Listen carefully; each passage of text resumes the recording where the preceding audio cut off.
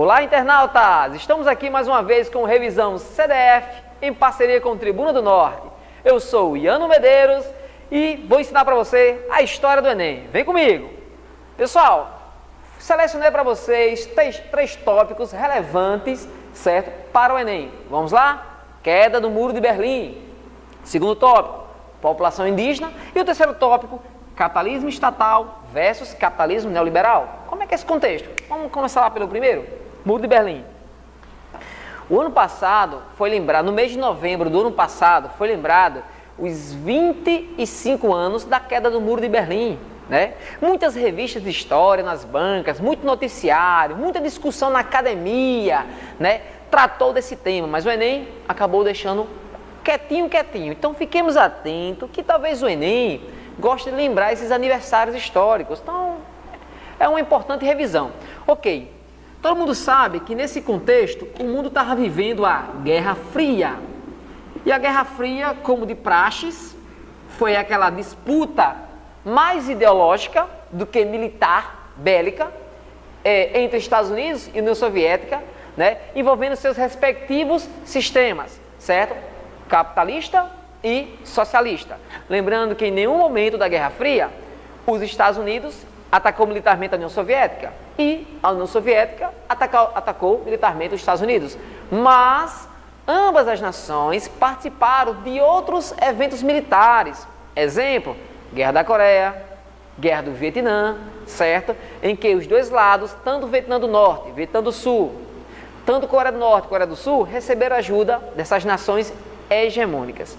Metade do mundo parte do mundo tem que ser socialista e outra parte do mundo capitalista. A Alemanha, nesse contexto da Guerra Fria, também foi dividida. Durante a Guerra Fria, de 1945, com a queda do nazismo, até 1989, nós temos duas nações alemãs. Nós tínhamos a Alemanha Ocidental, que era capitalista, e a Alemanha Oriental, que era socialista. E aí, pessoal, dentro dessa confusão de países, estava a cidade de Berlim. Berlim é uma cidade situada no lado socialista da Alemanha, na Alemanha Oriental. E Berlim também foi dividida. Então, em uma única cidade, nós temos o lado da cidade que era capitalista e o lado da cidade que era socialista. Até aí nenhum problema.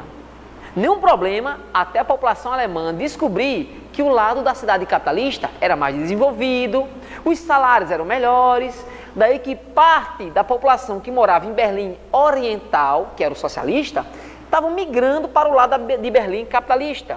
Então, a União Soviética, no ano de 1961, tratou de edificar um muro para evitar essa migração do lado da cidade socialista para a capitalista e para também definir as duas áreas de influência. Meus queridos alunos, era a região que mais apresentava a aproximação entre o socialismo e o capitalismo. Por isso que o Muro de Berlim tornou-se o maior símbolo da Guerra Fria, certo? Ok, durante esse contexto, muitas pessoas tentaram ultrapassar por meio de túneis de esgoto, por meio de caminhões desgovernados, né? Alguns tiveram sucesso, outros não, certo? Mas a década de 80 acabou esfriando um pouquinho essa disputa ideológica, de tal modo que, aparentemente, pareceu que o capitalismo mostrou melhor desenvoltura em relação ao socialismo. Então, a União Soviética retirou sua zona de influência da Alemanha, permitindo com que o capitalismo acabasse englobando toda a Alemanha para um único sistema.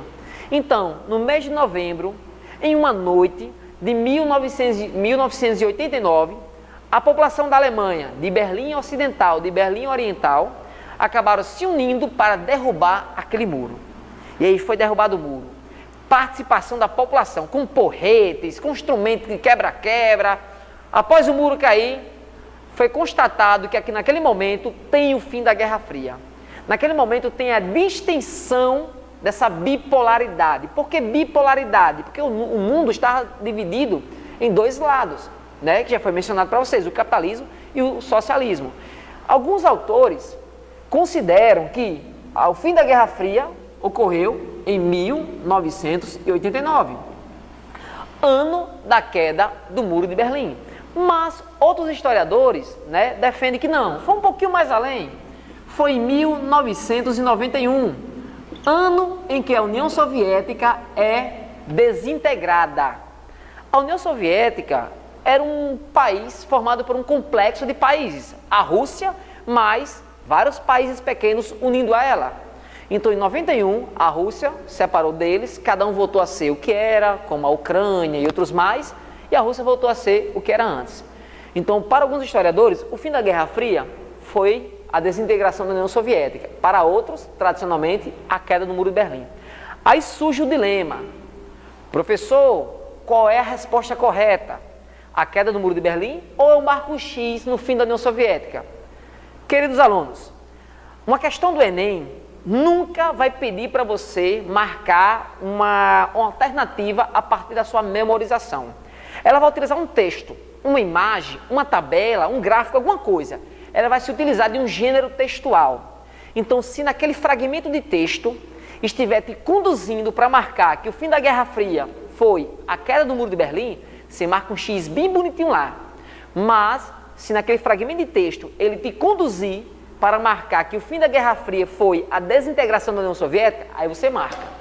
Tudo está de acordo com o fragmento de texto, aquela comunicação que é apresentada nos itens, certo? Que nós chamamos de questões, mas são itens, tá bom? Então, fiquemos atentos. Guerra Fria, sobretudo, a queda do Muro de Berlim, ok? Vamos aqui, pessoal, partir para o segundo ponto. Populações indígenas tem muito tema. O que é que nós podemos abordar aqui, né? Não vou apenas me apropriar das questões históricas, não, mas todo mundo sabe que os índios da América, de modo geral, desde os que moram nos Estados Unidos até o extremo sul da América, sofreram um genocídio. Genocídio é uma expressão criada na década de 40 para ser aplicado sobre uma matança sobre um determinado grupo, certo? Gênero, povo, sídio, matança, assassinato. Então, índios do Brasil, índios do Peru, índios do Chile, índios da Bolívia, índios dos Estados Unidos sofreram as suas perseguições, a sua escravidão e, por fim, as suas mortes. Aqui no Brasil, nós tivemos vários fatores que acabaram culminando nessa redução drástica de índios. Primeiro deles, nós temos a escravidão. Segundo, guerra contra os colonizadores.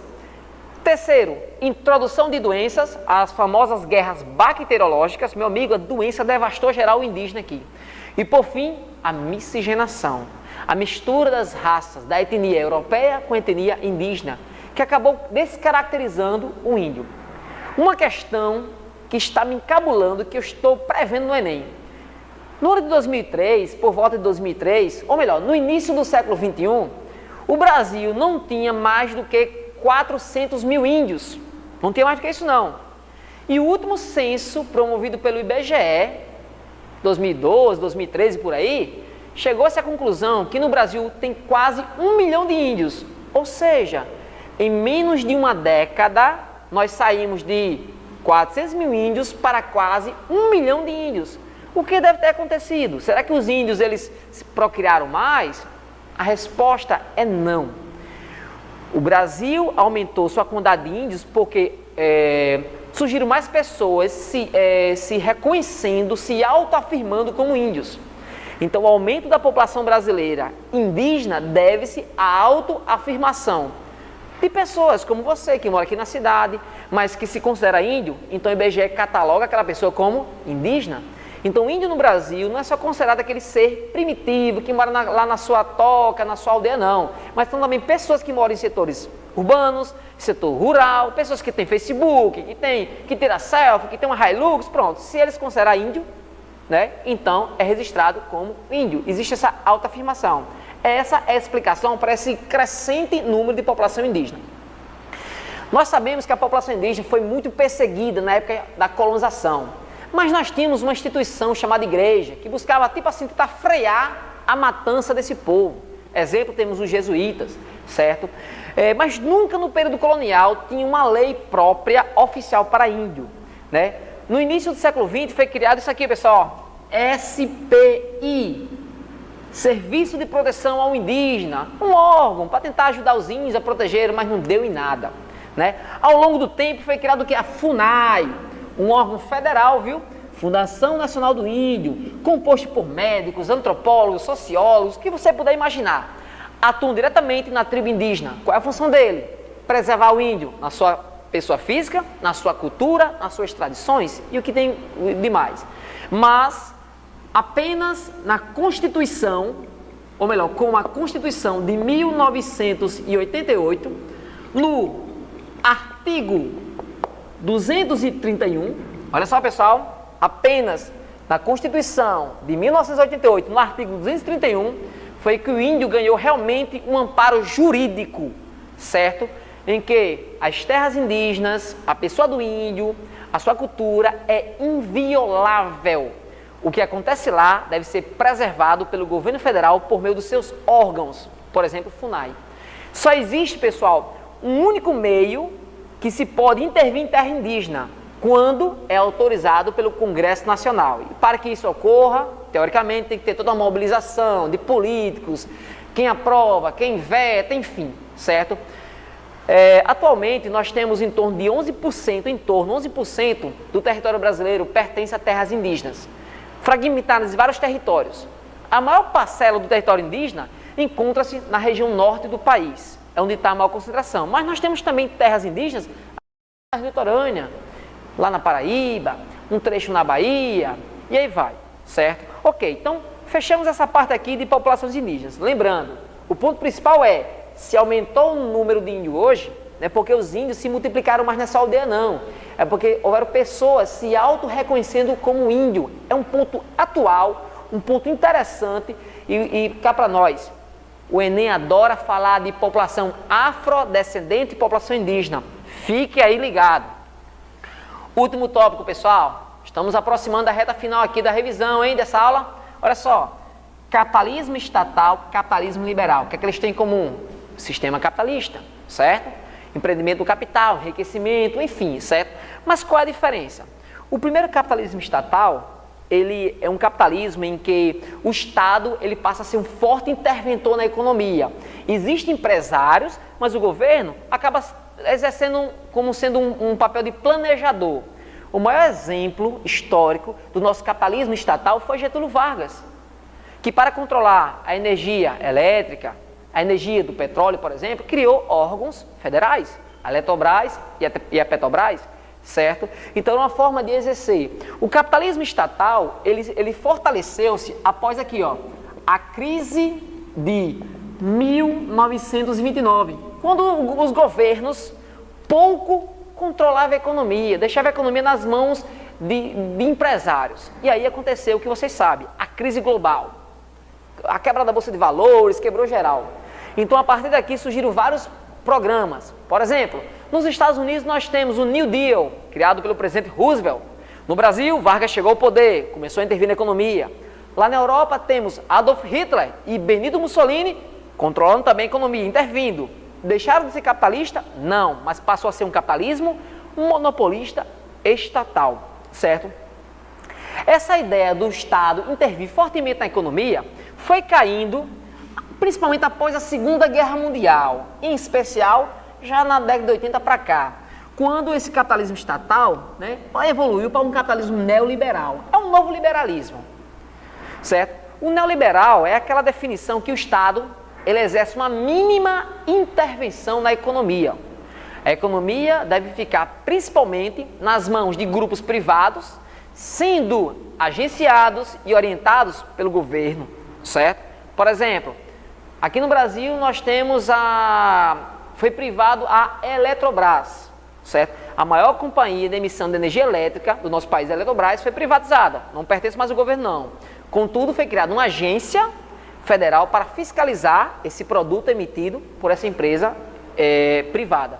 Então, a intervenção mínima do capitalismo neoliberal, certo? E intervenção máxima, capitalismo estatal.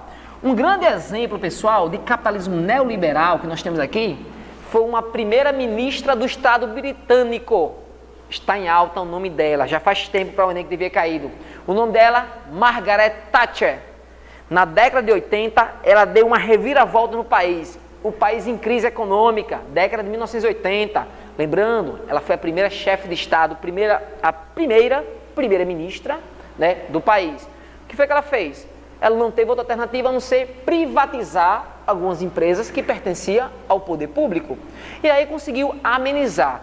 Quando lembramos de Margaret Thatcher, lembramos daquela expressão, a dama de ferro.